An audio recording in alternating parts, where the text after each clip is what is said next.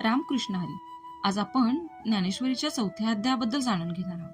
हा अध्याय आपल्याला सांगतो कर्म पवित्र कसं होतं आणि ज्ञान आपलं जीवन कसं बदलतं.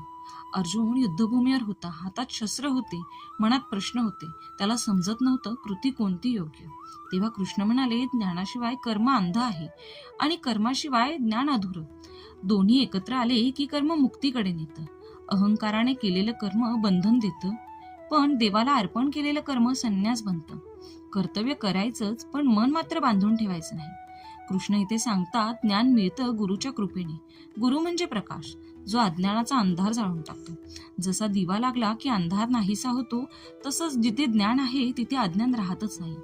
हा अध्याय आपल्याला शिकवतो की कर्म करायचं आहे, पण अहंकार सोडून. फळाची अपेक्षा नाही, कृती देवाला अर्पण करायची. ज्ञानानं केलेलं कर्म मनाला शांतता आणि आत्म्याला मुक्ती देतं. रामकृष्ण हरी.